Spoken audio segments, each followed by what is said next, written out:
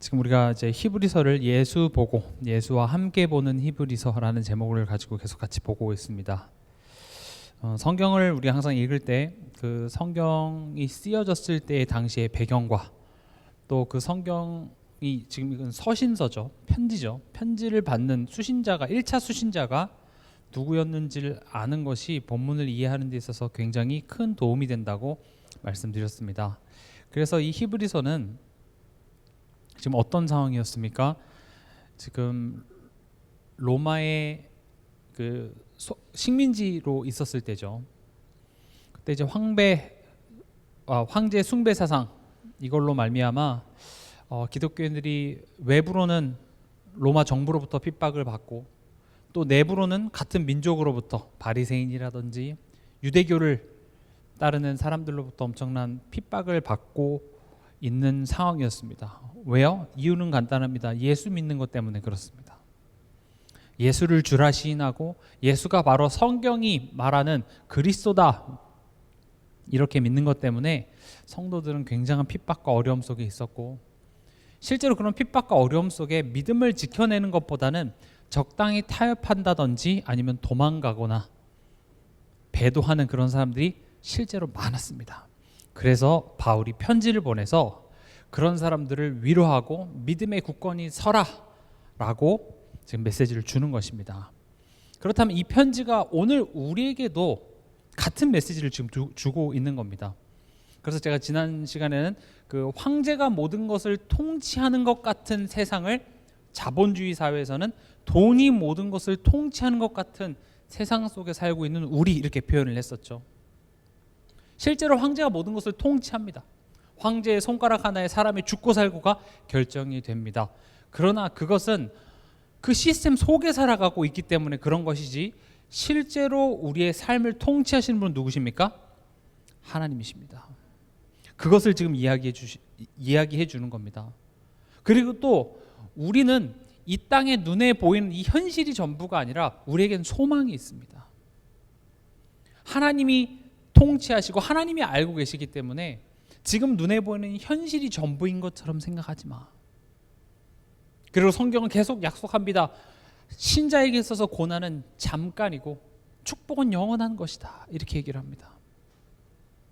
성경에서도 우상 숭배할 때 3, 4대까지 망합니다. 그러나 하나님을 의지할 때 1000대까지 축복을 받습니다. 저는 예전에는 진짜로 3, 4대 이렇게 몇 대째를 이렇게 셌어요. 1000대는 셀 수가 없네. 그런데 성경에서의 숫자는 뭐라고요? 형용사적으로 쓰일 때가 많습니다. 또 우리 또한도요. 우리 우상숭배 안 하나요? 우리 굉장히 착각을 많이 해요. 이렇게 명절에 이렇게 제사하고 거기에 이렇게 절하는 것은 굉장히 막 절대 안 돼 이렇게 얘기하면서 집에 돌아가면서 돈돈돈 거리는 거 똑같은 우상숭배입니다. 근데요, 우리가 우상숭배하면 사실 하나님께 죄를 범죄한 것이 되기 때문에 어떻게 해야 됩니까? 지옥에 가야 돼요. 그러나 예수님께서 십자가에서 그 죄값을 다 지불하셨고 죄로부터 우리를 해방시키셨기 때문에 우린 더 이상 죄를 지을 필요도 없고, 혹 죄를 범하였다 할지라도 그것이 우리와 하나님과의 관계를 끊어놓을 수는 없습니다. 그래서 하나님 자녀에게, 성도에게 있어서 고난은 3, 4대입니다. 그러나 하나님께 돌이켰을 때 축복은 뭡니까? 1000대입니다. 1000이라는 숫자는 많다라는 것에 대한 형용사입니다.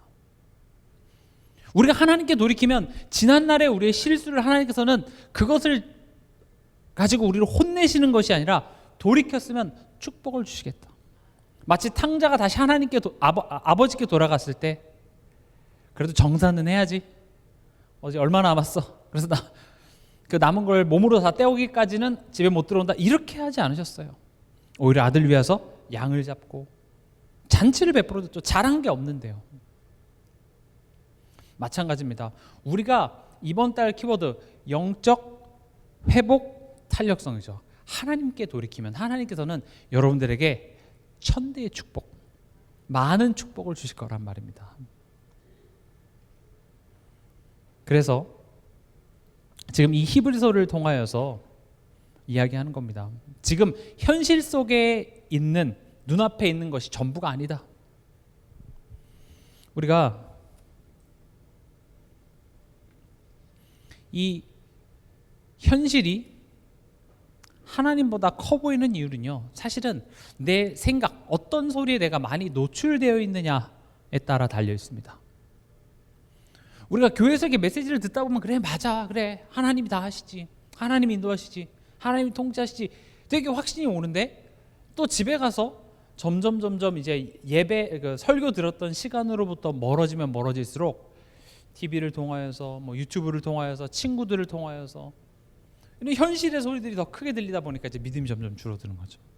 그래서 교회에서 메시지 들을 때는 하나님이 맞는 것 같고, 친구들이랑 얘기할 때는 세상이 맞는 것 같고, 우리는 이렇게 갈팡질팡한다라는 것이죠. 그래서 오늘 우리가 읽었던 히브리서 2장 10절에 뭐라고 되어 있습니까? 그러므로 만물이 그를 위하고 또한 그로 말미암은, 이렇게 되어 있습니다. 여기서 그는 뭡니까? 하나님입니다.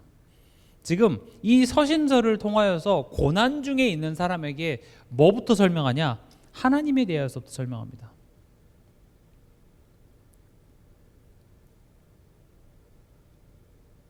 우리가 항상 집중해야 되고 우리가 항상 들려줘야 될 가장 중요한 메시지가 누구냐? 하나님이 어떤 분이신가 합니다. 사단, 죄, 이 이야기보다 더 압도적으로 우리에게 강조되어야 될 내용, 하나님이 어떤 분이신가 이겁니다. 우리는 하나님이 어떤 분이신지 알 때 죄에 더 이상 머물러 있을 필요가 없다는 사실을 알게 됩니다. 하나님에 대해서 알 때 더 이상 내가 사단에게 속을 필요 없는 사람이라는 것을 깨닫게 되기 때문에 그렇습니다. 그러니까 지금 이 10절의 내용을 요약해 보면은요, 10절 한번 다시 읽어볼게요. 그러므로 만물이 그를 위하고 또한 그로 말미암은 이가 많은 아들들을 이끌어 영광에 들어가게 하시는 일에 그들의 구원의 창시자를 고난을 통하여 온전하게 하심이 합당하도다. 이게 분명히 한국말이거든요. 근데 이게 읽다 보니 처음에 좀 알 것 같은데 뒤에 가면 잃어버려요. 말이 좀 어렵습니다. 그래서 쉽게 요약하자면, 하나님은 우리를 영광으로 데려가기 위해서 예수님이 먼저 고난의 길을 완주하게 하셨다. 이게 10절입니다. 다시요. 하나님이 우리를 하나님의 영광의 자리로 데려가게 하기 위해서 예수님이 먼저 고난의 길을 완주하게 하셨다. 지금 이걸 이야기를 하는 겁니다. 그러니까 이걸 통해서 지금 고난 속에 있는 성도들에게 이 고난에 대해서 지금 설명해 주려고 하는 거예요. 이걸 조금 더 이제 자세하게 설명을 해보겠습니다. 그 설명을 하는데 먼저 하나님에 대해서 설명합니다. 그냥 하나님이라고 얘기하지 않고 뭐라고 얘기합니까? 만물이 그를 위하고 그로 말미암는다. 이 말은 쉽게 말하면 하나님은 창조주시다. 하나님은 모든 것의 통치자시다. 지금 이거 얘기하는 겁니다. 다시 말하면 하나님 무능력하신 분 아니야. 하나님이 지금 우리가 당하는 고통과 고난에 대해서 무능력하거나 또는 무관심하신 분이 아니라고 지금 이야기를 하는 겁니다. 우린 때론 그렇게 느껴질 때가 있습니다. 그래서 염려하는 거죠. 그래서 갈등하는 거죠. 지금 이 문제에 대해서, 이 사건에 대해서, 우리 가정에 일어난 이 문제에 대해서 하나님은 지금 무관심하시잖아요. 하나님은 이 문제에 대해서 하실 수 있는 것이 아무것도 없다고 내 마음속으로는 확신을 하기 때문에 염려라는 게 튀어나오는 겁니다. 그래서 우리는 자꾸 하나님에 대해서 들려줘야 돼요. 하나님이 창조주십니다. 정말입니다. 여러분들이 딱 성경을 펴서 창세기 1장 1절만 정말 온전히 믿어지면 문제될 게 하나도 없습니다. 하나님이 천지를 창조하셨대요. 또 말씀드리죠. 예수님이 정말 죽음 가운데서 부활하신 분이 맞다면 우린 걱정할 것이 없습니다. 사막을 이기신 그분입니다. 근데 우린 그 내용들을 온전히 믿지 못합니다. 매우 흔들립니다. 그래서 이 믿음을 우리는 확인해야 되고, 사단은 와서 다른 것을 흔드는 것이 아니라 이 사실을 흔들리게 만듭니다. 하나님이 어떤 분이신지 오해하게 만드는 것이 사단이 하는 일입니다. 그래서 시작을 이렇게 하는 것이죠. 만물이 그를 위하고 그로 말미암는다. 식상하게 들리십니까? 여러분들에게 이 내용이 식상하게 들리지 않길 바랍니다. 지난 시간에도 말씀드렸죠. 하나님이 정말 통치자가, 내 인생의 통치자가 맞습니까? 당연히 맞죠. 뭐 그 의심한 적은 없습니다. 그렇다면 그걸 정말 믿는 자라면 어떻게 해야 되겠습니까? 그 통치자의 말을 들어야 합니다. 당신이 최고의 감독이십니다. 축구 감독이십니다. 얘기해놓고 그러나 저는 저의 축구를 구사하겠습니다. 이거는 최고의 감독이라고 인정한 거예요? 안 한 거예요? 안 한 거예요. 뭐 맞는 것 같은데 뭐 나도 내가 하는 것이 있으니까 난 내가 알아서 할게요. 우리가 하나님에 대한 포지션이 그렇다니까요. 교회 와서 거룩하게 주님이 모든 것을 통치하시고 모든 걸 인도하신다라고 고백은 하지만 실제로 내 삶 속에서 그 하나님의 말씀을 듣질 않고 내 뜻대로 내 생각대로 살아가는 우리의 모습이 사실은 온전히 믿지 못하는 우리의 모습을 보여주고 있고, 그래서 지금 이 고난이 이 현실이 더 커 보이는 겁니다. 고난밖에 보이지 않는 겁니다. 그래서 히브리서를 통하여서 초대교회 성도들에게 또 2025년을 살아가는 우리에게 지금 이야기를 해주는 겁니다. 네가 지금 당하고 있는 고난, 어려움, 그거 생각하기 전에 하나님이 어떤 분이시냐, 이거 기억하시기 바랍니다. 만물이 그를 위하고 그로 말미암아. 그리고 뭐라고 되어 있습니까? 아들들을 이끌어 영광에 들어가게. 여기서 아들들은 당연히 누구겠습니까? 성도들입니다. 하나님의 자녀를 의미하죠. 우리가 잘 아는 로마서 3장 23절, 모든 사람이 죄를 범하였음에 하나님의 영광에 이르지 못하더니. 이 구절을 모든 사람이 죄인이다 라는 것을 확증하기 위해서만 우리가 너무 봤는데, 사실 더 중요한 것은 그 뒤에 있는 내용입니다. 뭡니까? 죄인이 돼서 하나님의 영광에 이르지 못하게 됐다. 제가 이 로마서 3장 23절을 어떤 구절을 설명하면서 가장 많이 사용했냐? 에베소서를 제가 설명하면서 많이 얘기했습니다. 에베소서 1장에 우리를 향한 하나님의 목적이 뭡니까?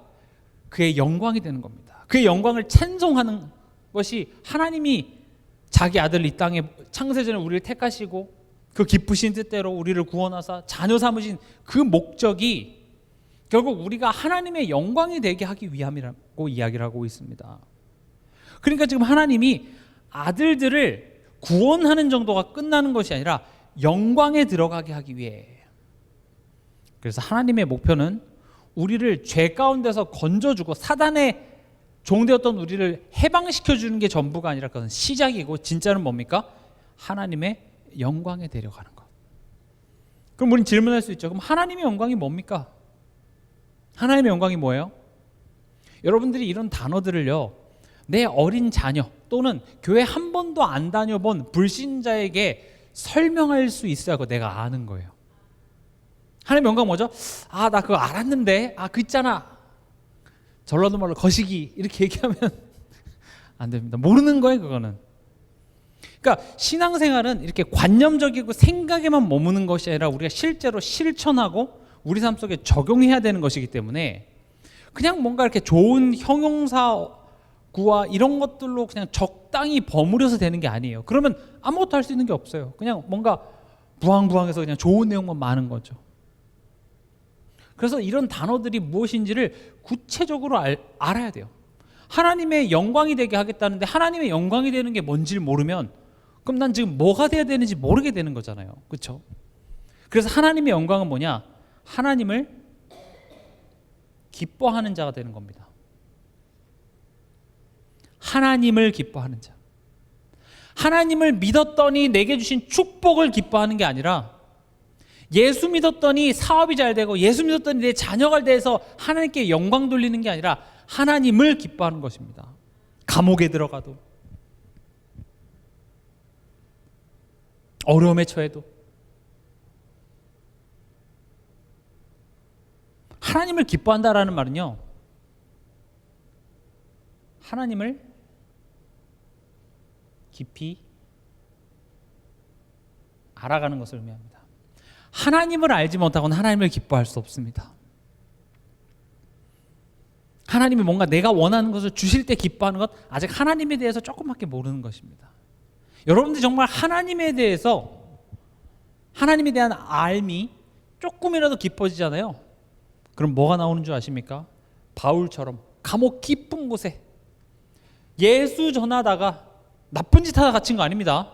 성범죄 저질러서 지금 내가 감옥에 갇힌 게 아니라 예수 전하다가 억울하게 누명 써서 지금 감옥에 들어왔고, 심지어 내가 로마 시민권으로 여기서 나갈 수도 있으나 그렇게 하지 않고 두드려 맞고, 맞을 필요 없는데 두드려 맞고 그 추운 어두침침한 감옥에 갇혀 있을 때 바울과 실라는 어떻게 했습니까? 기도와 찬양을 했습니다. 야, 감옥 나쁘지 않은데? 야, 콩밥도 줘, 단백질, 뭐 그게 아닙니다. 힘든 거예요. 어려워요.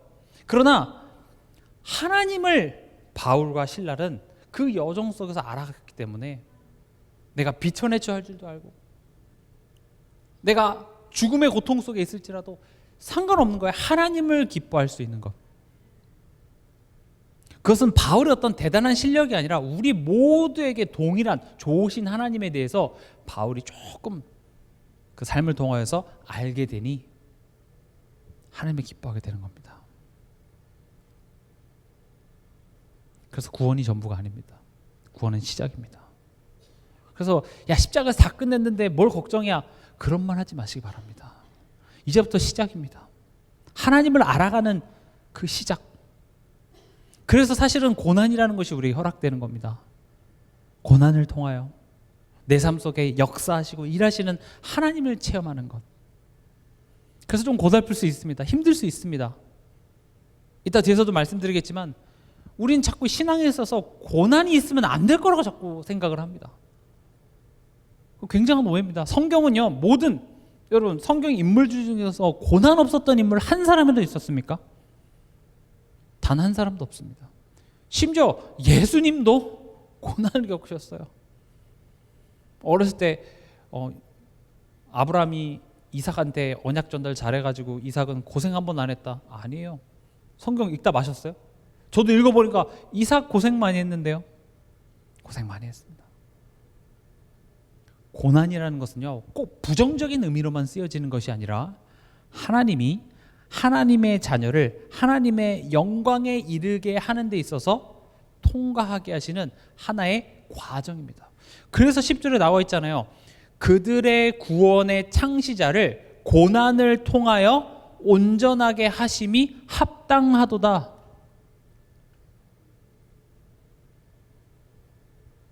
여기서 구원의 창시자가 누구겠습니까? 예수 그리스도입니다. 고난을 통하여 온전하게 되셨다. 다시 말하면 인간의 몸으로 하나님께 순종하는 길을 다 걸어내셨다는 뜻입니다. 예수님은 하나님이십니다. 그 고통, 또 인간의 몸을 입으실 필요가 없습니다. 그러나 하나님께서는 예수님을 통하여서 그 고난의 길을 걸어가게 하셨다라는 것이죠. 이해가 되십니까? 지금 이게 편지고 고통과 엄청난 핍박 속에서 적당히 현실에 타협할까, 아니면 이 믿음으로부터 떠날까 방황하고, 심지어 이상한 거짓 교사들이 와서 교회를 막 분란시켰던 그런 혼란 속에 지금 이 편지를 보내는 겁니다. 우리 삶에도, 우리의 신앙생활의 여정에도 그런 것들이 많이 있죠. 그래서 이야기를 하는 겁니다. 고난 가운데 고난이 더 커 보이는 이유는 지금 하나님이 어떤 분이신지 너가 잘 몰라서 그래. 알지만 지금 너가 그거 또 들어야 돼. 그래서 얘기하는 겁니다. 만물이 그를 위하고 그로 말미암았다. 이때 초대교회 당시에는 어떻게 예배를 드렸습니까? 한 사람이 나와서 이 서신서를 대중 앞에서 읽는 겁니다. 그럼 회중이 일어나서 그것을 같이 듣고, 그게 예배였습니다. 그럼 막 오늘도 핍박받고, 야, 교회 처음 와서 살아계셨네요. 그 집사님 끌려가셨잖아, 감옥에. 어떡해. 막 이제 서로 이야기하다 보면, 감사보다는 현실의 어려움과 이런 것들 얘기하다 보면, 야, 다음 주에 이거 또 할 수 있으려나? 이런 불신앙들이 막 퍼져 있을 때 나와서 이걸 읽을 때 사람들의 마음에 이제 변화가 생기는 거죠. 그래, 만물이 그를 위하고 그로 말미암았구나. 이게 우리의 몸을 거룩한 산 제물로 드리는 예배였습니다. 여러분들이 한 주간 사시면서 여러 가지 문제와 환경 앞에 내 감정도 많이 요동쳤고, 나의 여러 가지 생각들, 나의 여러 가지 계획들을 가지고 이렇게 해볼까, 이렇게 하는 게 맞을까, 저렇게 하는 게 맞을까. 최근에 뭐 또 한국 경제가 막 어려워지고 막 또 IMF 시대 온다. 좋은 얘기는 별로 유튜브에 안 나오죠. 왜냐, 그런 좋은 얘기들은 별로 여러분들이 클릭을 안 하기 때문에 그래요. 굉장히 자극적인 이런 이야기들을 올려서 하루 종일 그런 것만 들으면 정말 위험해요. 우리나라 곧 망할 것 같아. 그러니까 나 이제 어떻게 해야 되지? 막 불안한 거예요. 지금 교회 갈 때가 아니야 지금. 근데 말씀 앞에서 지금 이 서신서를 통하여서 성령께서 내 안에서 듣는 길을 열어주시니까 아, 그렇구나. 고난보다 더 크신 하나님. 또 이 고난은 하나님께서 예수님을 고난을 통하여서 온전케 하신 것처럼 우리에게 허락된 축복의 여정이구나라는 것을 알게 되는 것입니다. 그렇다면 핍박과 고난 중에 있는 초대교회 성도들에게 왜 이 편지를 줬냐? 이 고난에 대한 새로운 관점을 열어주기 위함입니다. 쉽게 말하면 이런 거죠. 예수님도 고난을 거쳐서 영광에 이르셨다면 우리가 지금 겪는 고난이 단순히 하나님의 무능력과 무관심이 아니다. 혹은 나의 정성과 열심이 부족해서 지금 벌을 받고 있는 것도 아니다. 오히려 하나님은 고난을 통하여 나를 온전하게 빚어가는 중이시다. 지금 이걸 얘기하는 겁니다. 그러나 우리의 기대는 어떻습니까? 고난 없는 삶입니다.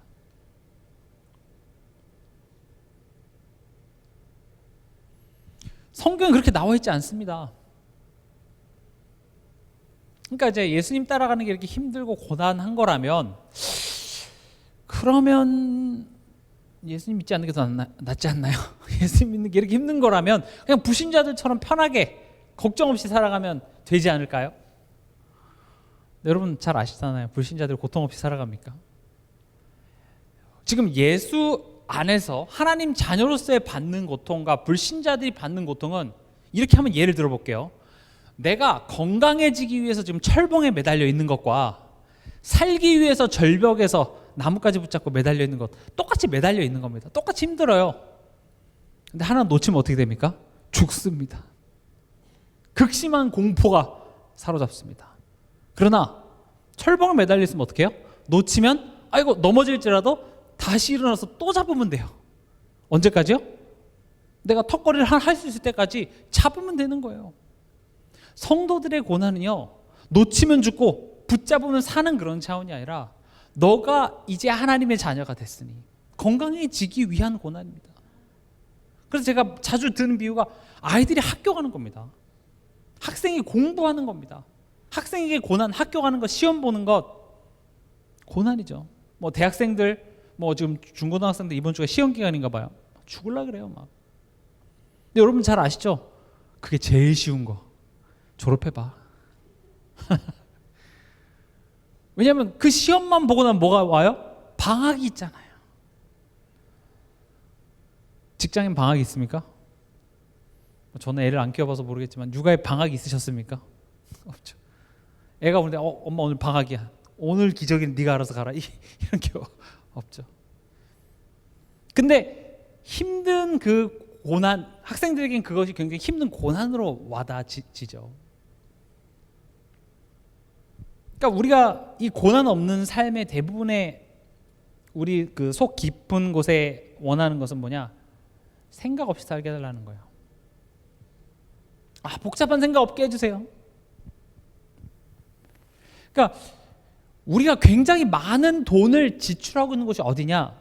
나로 하여금 복잡한 생각 안 들게 만들어주는 것에 굉장한 돈을 많이 지출합니다.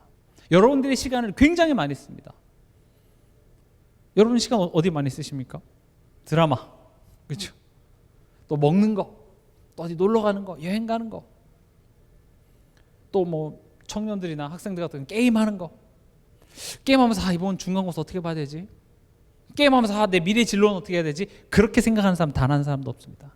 게임하는 그 순간에는 모든 근심 걱정 사라져. 이것만 하면 돼요. 드라마 보는 동안 다음 달 월세 어떡하지? 이거 걱정하는 사람은 없습니다. 또 이렇게 직장에서 퇴근하고 오면서 야 오늘 먹고 죽어. 오늘 먹고 죽자. 오늘 하루 이거 복잡한 생각 하지 말자. 또 늦은 밤에 뭔가에 홀린 듯이 이렇게 주문 배달해가지고 그거 막 먹으면서 폭식하면서 몰라 이대로 먹고 죽어도 좋아. 내일을 생각하지 않고. 그래서 세상 경제는요 사람들로 하여금 생각하지 않도록 만들어줄 수 있으면 거기에 돈이 엄청나게 많이 벌립니다. 그 중에 하나가 뭡니까? AI입니다. 여러분이 해야 될 생각 누가 대신해줘요?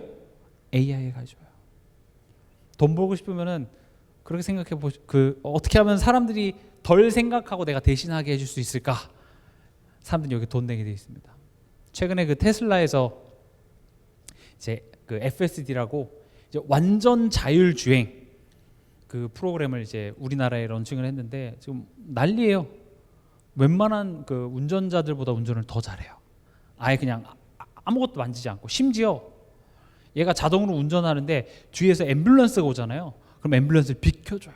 다 알아보고. 기가 막히죠. 그래서 지금 테슬라가 우리나라에서 지금 요즘엔 난립니다. 앞으로 이제 어떻게 우리의 그 삶이 바뀔지. 앞으로 이제 주차장도 필요 없게 돼요. 그냥 내가 갔다 오는 동안 차는 어디 갔다가 오는 거예요. 내가 자동차 고쳐야 되니까 그냥 입력해 놓고 그럼 자동차가 알아서 가고 내가 퇴근할 때 자동차가 와서 다 고친 상태로 오는 게 그게 먼 미래 이야기가 아니라 중국, 미국에서는 이미 그것을 하고 있습니다. 이제 우리나라에도 그게 들어와 있죠. 편리하긴 합니다만은 근데 결국 그런 모든 기술과 우리의 돈이 써지는 곳의 공통점이 뭡니까? 생각하지 않게 만드는 거죠. 전 제일 체감하는 것 중에 하나가 전화번호를 못 외우겠어요. 옛날에는요 핸드폰 없었잖아요. 그럼 뭐 이래서 누구 친구 홍길동 친구 그러면 그냥 전화해서 했잖아요. 전화번호 한 어떤 사람 100개도 외우는 사람이 있었고 웬만한 10개에서 20개 정도는 기본적으로 외우는 전화번호가 있었잖아요. 근데 지금 어때요? 저는 목사님 사모님 이렇게 가입해 드릴 때 항상 물어봐요. 때로는 내 번호도 까먹을 때가 있어요. 야 그래서 나한테 좀 전화해봐. 어떻게 네 번호인데 몰라. 나는 나한테 전화한 적이 없거든. 그래서 내가 내 번호를 모를 때도 있어요. 이처럼요 우리는 생각 없이 살게 해달라 그래요. 기술은 우리로 하여금 더욱더 생각 없이 살아가도록 계속 만듭니다. 근데 성경은 이것을 방탕한 것이라고 얘기합니다. 술 취하지 말라 이것은 방탕한 것이니. 이걸 딱 맥락은 또 딱 떼어놓고 야 술 취하지 말라 그랬어. 그 구절은요 술 먹어라 말라의 구절이 아닙니다. 또 술을 취하지 말라 그랬지 마시지 말라 그랬어. 내 주장이 한 병이니까 반 병까지는 괜찮아. 이딴 논리를 하라고 그런 성경 구절이 있는 것이 아니라 뭡니까? 먹고 죽자 생각 없이. 지금 이 고난, 이 문제를 통하여서 지금 하나님이 내게 주시고자 하는 말씀이 뭐지? 하나님을 돌아보고 내 자신을 돌아보고 말씀을 생각하고 이런 생각 없이 그냥 이런 힘든 것들을 그냥 흘려보내려고 하는 것을 성경은 방탕한 것이라고 얘기하고 있습니다. 앞으로 가면 갈수록 이런 부분들은 굉장히 중요합니다. 실제로 이렇게 정치인들도요, 뭔가 이렇게 덮고 싶은 사건이 있으면 어떻게 합니까? 뭐 연예계라든지 어떤 큰 사람들이 관심 가져야 할 만한 이슈를 터뜨려서 진짜 것들을 보지 못하게 하죠. 그래서 뭐 특히 이제 우리들의 관심이 연예인들에 많이 있으니까 연예인들이 뭐 이랬대 저랬대. 그럼 그런 것들을 보면서 남 얘기를 하지만 정작 내 삶은 어떤지 나는 지금 어떻게 가고 있는지에 대해서 생각하지 않게 합니다. 여러분들도 이렇게 친구들이랑 이렇게 오랜만에 만나갖고 처음에는 뭐 이랬어 저랬어 얘기하다가 점점 그 주제가 어디로 가요? 남 얘기하는 걸로 가잖아요. 야, 걔 사실 그랬대. 뭐 그런 얘기를 하다 보면 막 시간 가는 줄 모르고 얘기하죠. 근데 정작 그 이야기가 영향가가 없는 이유가 뭡니까? 내 자신에 대해서 생각할 시간을 빼앗아 가는 거예요. 여러분 예배 시간을 통하여서 말씀을 통하여서 자꾸 그래서 내 자신을 돌아봐야 됩니다. 지금 내가 한 주간 어떤 생각을 가지고 살아왔는지, 이 사건 앞에서 나는 어떤 감정이, 어떤 그런 과거의 상처들이 나를 지배했는지, 내가 왜 그랬는지, 이런 생각할 시간을 사단은 점점점 빼앗아갑니다. 여러분들로 하여금 생각하지 않고 방탕하도록 그냥 그 시간들을 허송세월을 보내는 그런 것들로 이 예배 시간을 타협하게 만들어서 보냅니다. 지금 이 시간에 뭐 어쩔 수 없이 생계를 위해서 일하시는 분, 아프신 분, 또 물리적으로 멀리 계시는 분이 있을 수도 있겠으나 지금 이 시간에 아마 핸드폰 보거나 영화 보거나 뭐 그냥 아무 생각 없이 핸드폰에서 나오는 그거 하면서 생각 없이 보내는 분들이 많으실 거예요. 안 그랬으면 이 자리가 좀 꽉 차 있어야겠죠. 이 자리에 안 온 사람들한테 뭐라고 얘기하는 게 아니라 우리도 삶 속에서 그럴 수 있다는 것을 이야기합니다. 저도 마찬가지고요. 그래서 고난은요,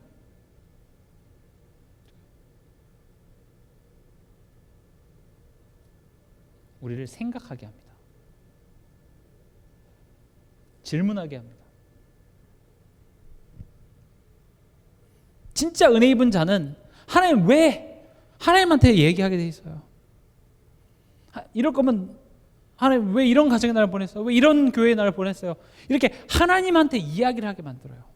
인간은 절대 고난이 없으면요 질문하지 않습니다. 하나님 바라보지 않습니다. 근데 우리는 왜 이 고난 없는 신앙을 당연하다고 여길까요? 그러니까 고난 받으면 뭔가 잘못된 거라고 믿어요. 나 문제 생겼잖아. 어려움 생겼잖아. 왜 그러냐? 성경을 올바로 이해하지 못했기 때문에 그렇습니다. 성경을 올바로 보면 그 한 인물의 삶 속에 고난은 항상 필연적으로 따라옵니다. 다시 말씀드립니다. 힘들어야 된다가 포인트가 아니라 내가 원하는 대로, 내가 계획한 대로 흘러가는 것이 내게 유익하지 않아요. 그래서 하나님께서는 내 맘대로 살아가는 그 인생에 브레이크를 거시는 것을 우린 문제로, 고난으로 인식하는 것이지 그 자체가 나쁜 게 아니라니까요. 그래서 하나님께 돌리고 하나님의 올바른 인도하심 속으로 우리를 터닝 포인트를 만드는 게 고난이었어요. 근데 성경을 올바로 이해하지 못하고 이 단어를 한번 써볼게요. 성공주의적 신앙. 실제로 있는 용어입니다. 성공주의. 우리가 그 하나님을 믿을 때 성공주의적 신앙을 갖고 믿는 사람들이 굉장히 많습니다. 성공주의가 뭐냐? 하나님을 목적이 아닌 수단으로서 믿는 겁니다. 하나님은 나를 잘되게 해주셔야 되는 분이에요. 여기서 잘 된다는 것도 내 기준이죠. 내 기준에 잘되게 해주셔야 돼요. 하나님은 문제를 빨리 해결해 주셔야 되는 분이고요. 내 계획을 도와주셔야 되는 분. 그러니까 이 성공주의적 신앙의 결과는요, 이제 결과론적이게 되는 거죠. 결과 중심적.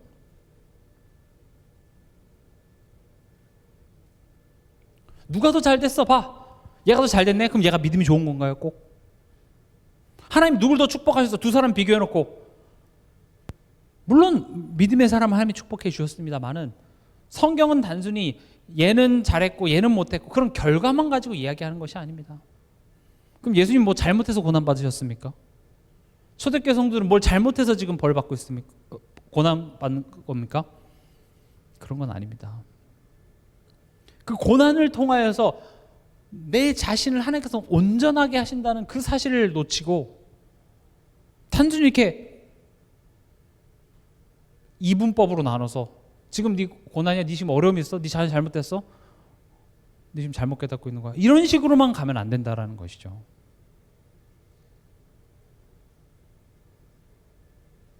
그래서요, 고난은 하나님이 우리를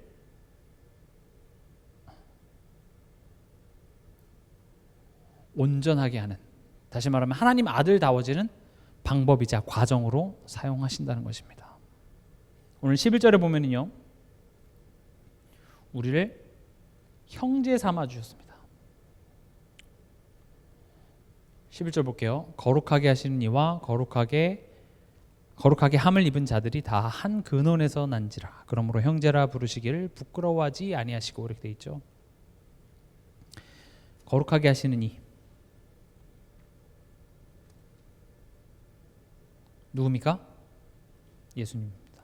그러면 거룩하게 함을 입은 자 누구겠습니까? 성도입니다. 그리고 또 뭐라고 나와 있습니까? 한 근원에서 나왔다. 여기서 한 근원은 하나님을 의미합니다. 그러니까 다시 말하면 예수님도 하나님으로부터 오셨고 우리 성도도 뭐예요? 하나님으로부터 왔다.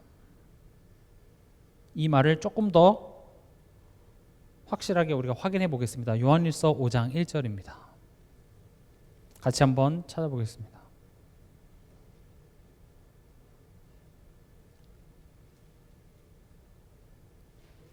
요한일서 5장 1절 같이 읽겠습니다. 시작. 예수께서 그리스도이심을 믿는 자마다 하나님께로부터 난 자니. 우리 다 누구로부터 난 자예요?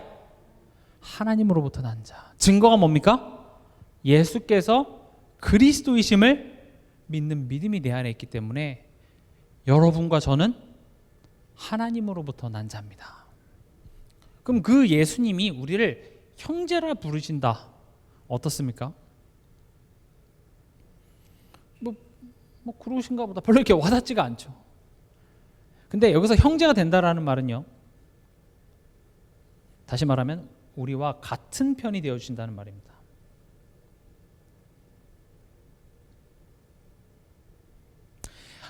예수님께서 그냥 멀리서 아유 안타깝다 불쌍하다 멀리서 불쌍하게 여기는 것이 아니라 우리와 같은 자리로 내려오셔서 같은 편이 되어주신다고 얘기합니다.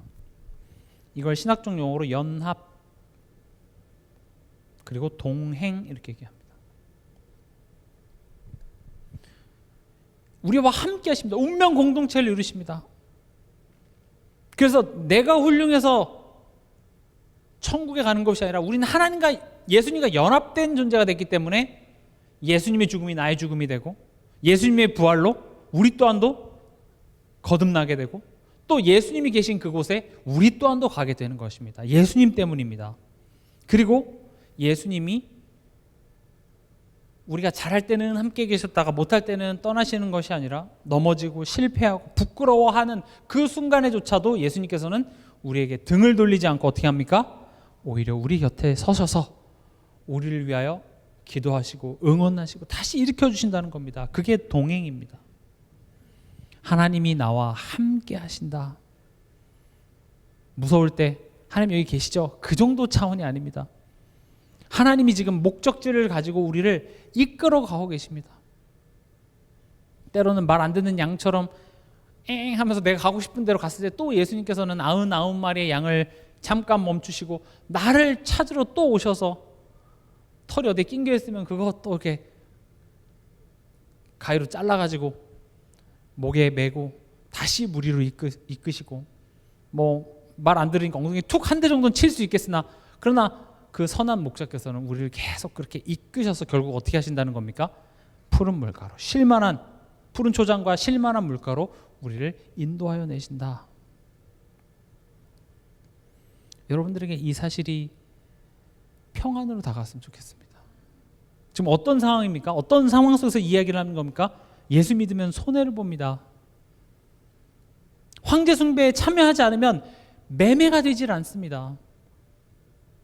우리 뭐 쿠팡에서 주문하고 시장에 가서 사는데 그 화폐도 우상숭배고 또 거기에 참여하지 않으면 애초에 당신한테 물건을 팔지 않습니다. 이렇게 된다니까요.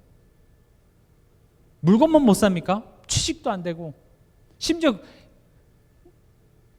예수 하나님이 황제보다 주야? 그러면은 구해달라 그래. 그러면서 사자 밥으로 던지기도 하고 그럼 핍박 가운데 야 니네 하나님이 황제보다 더 세다면 황제가 죽인다고 했을 때 천둥 번개 이런 거에서 널 구해내라 그래. 그런 위기 가운데 있는 그런 성도들에게 보내는 편지입니다. 근데 우리도 똑같은 그런 상황 속에 있습니다. 돈이면 다 되는 현실이죠. 돈 때문에 우리 울고 웃잖아요. 돈 때문에 우리 사랑하는 가족들과 다투기도 하고요. 돈 때문에. 근데 우리가 기억해야 될 것은 무엇입니까? 하나님이 통치하신다는 것입니다. 이게 여러분들 마음속에 확신으로 다가오시기 바랍니다. 그리고 그 하나님이 근엄한 통치자로만 계시는 것이 아니라 뭡니까?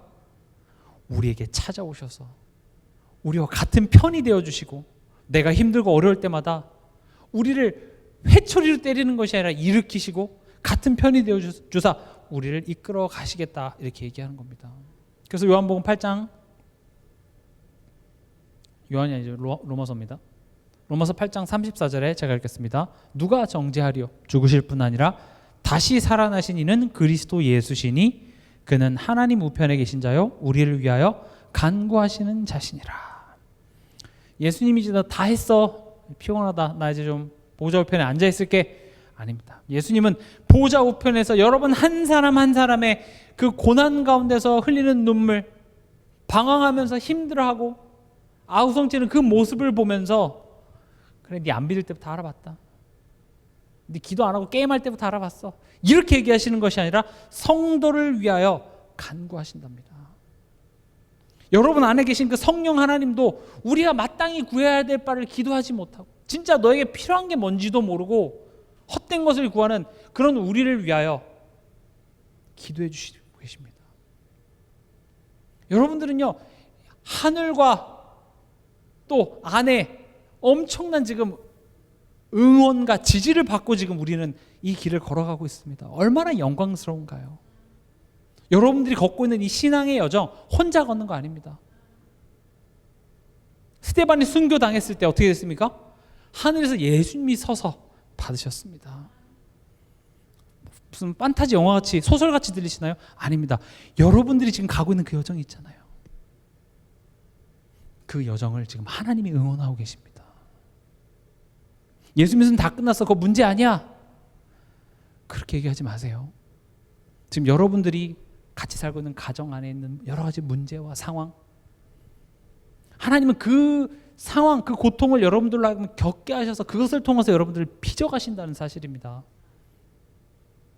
그래서 그 문제 아니야라고 외치지 마시고요. 그 문제 속에서 하나님을 의지하시기 바랍니다.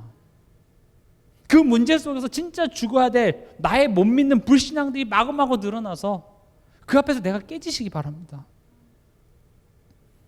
신앙생활은 그렇게 가야 되는 겁니다. 그건 하진 않고 그냥 내 자신, 내가 지금 가야 될 그 여정을 어떻게든지 그냥 회피하기 위해서 내 문제는 그게 문제가 아니라 사단이 문제야. 맞습니다. 사단의 문제가 맞죠. 그러나 그런 부분들을 그냥 머리로 지식으로만 아는 것이 아니라 지금 내게 허락하신 이런 현실들을 하나씩 하나씩 부딪혀가면서 우리는 그것을 믿는 내용들이 깊어지는 겁니다. 그래서 신앙생활에 있어서 예수님께서 나를 따르려면 제 십자가를 지고 오라는 겁니다. 만만치 않습니다. 그래서 성령이 우리와 함께 계시는 겁니다. 만만치 않습니다. 그래서 하나님께서는 이 교회라는 공동체를 주십니다. 세상의 소리가 더 크게 들립니다. 그래서 강단을 통해서 여러분들에게 말씀을 주십니다. 선한 청지기로서 이번 한 주간 강단에서 선포된 말씀 여러분들 좀 기억하셨나요? 내 시간, 내 삶, 내 가정, 내 돈 아닙니다. 하나님이 내게 맡겨주신 것입니다. 그런 말씀들 여러분들이 붙잡으면서 오늘 내게 허락하신 이런 현실들을 현실 부정하는 게 믿음 좋은 게 아닙니다. 우리가 자칫 하나님께 다 맡겨 이걸 어떻게 자꾸 착각하냐, 그래 하나님도 알아서 해주시겠지 하고 아무것도 안 하는 거를 하나님께 맡기는 거라고 생각합니다. 그러나 성경이 말하는 걱정하지 말라, 염려하지 말라라는 것은요, 그렇게 무책임하게 아무 준비도 없이 살라 그런 말 절대 아닙니다. 그런 현실 속에서 사실은 우리가 하는 걱정과 염려는 하나님을 믿지 못하는 그 불신앙에서 비롯되는 것이기 때문에 오히려 그 속에서 나에게 드러나는 염려와 걱정들을 통하여서 우리는 더욱더 하나님을 바라보면 되는 것입니다. 그래서 일부 예배 때도 말씀드렸죠. 어떤 사람은 유난히 걱정이 많고 생각이 많고 불안해요. 그래서 어떤 사건 통해서 내게 큰 공황장애와 불면증 이런 게 찾아왔는데 하나님께서 말씀으로 응답을 주셨어요. 그래, 오히려 내가 다른 사람들보다 생각도 많고 불안이 많기 때문에 오히려 불안할 때마다 하나님을 더욱더 의지하자. 오히려 나의 그 불안하고 생각 많은 나의 이런 체질이 다른 사람들보다 더욱 하나님을 바라보고 더욱 하나님을 내가 의지할 수 있는 축복의 체질이었던 거예요.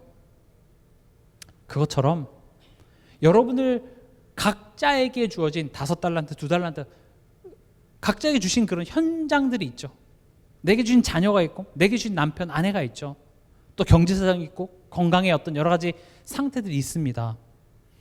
그러나 지금 이런 문제가 생긴 것에 대해서 하나님이 해결해 주냐 마냐 이렇게 접근하지 마시고 이것을 통하여서 마치 예수님이 고난을 통하여서 온전함을 이루셨듯이 우리 또한도 지금 이 과정을 지금 통과하고 있구나 이렇게 받아들이시면 됩니다.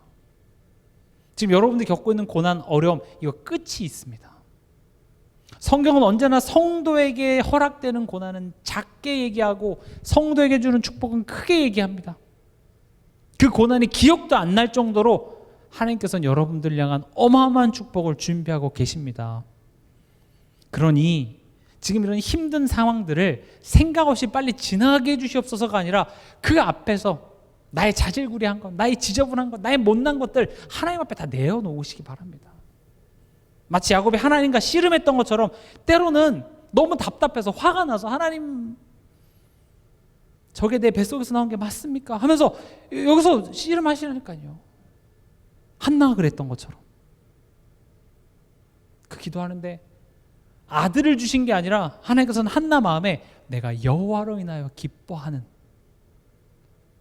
그 하나님과의 관계 회복을 응답으로 주셨고 그게 회복되고 나니 하나님 아들도 주셨다라는 것이죠. 그게 비밀입니다. 그래서 우리의 신앙의 여정에서는 이런 때로는 우리가 이해할 수 없는 이런 고난과 어려움들이 닥쳐옵니다. 그런 걸 아시기 때문에 예수님께서는 친히 모범이 되어 주셨습니다. 오늘 12절에 보면 이르시되 내가 주의 이름을 내 형제들에게 선포하고 내가 주를 교회 중에서 찬송하리라 하셨으며 예수님은요 고난 중에 찬송을 부르십니다. 우리는 뭔가 문제가 해결되고 뭔가 이렇게 잘 해결됐습니다. 할렐루야. 그래서 할렐루야죠. 그러나 예수님의 찬송은 고난의 한 가운데 울려 퍼집니다. 그게 진짜 찬송입니다. 우리 아들 이번에 100점 맞았대요. 할렐루야. 그것도 좋습니다. 나쁜 거 아닙니다. 그러나 고난 중에 하나님의 이름을 부르고 하나님을 찬송하는 그 모범을 누가 보여주셨습니까? 예수님께서 보여주셨습니다. 왜요? 지금 상황이 좋아져서가 아니에요. 그러나 하나님이 나의 하나님이시기 때문에 하나님이 하실 일은 항상 선하시기 때문에 하나님은 내가 구한 것보다 항상 더 좋은 것을 예비하고 계신다는 그 사실이 믿어져서 고난 중에서도 그리고 이 고난은 내게 유익한 것이기 때문에 하나님이 허락하셨다는 사실이 믿어져서 몸은 힘들고 육신적으로는 힘드나 하나님을 찬송할 수 있게 되더라는 것입니다.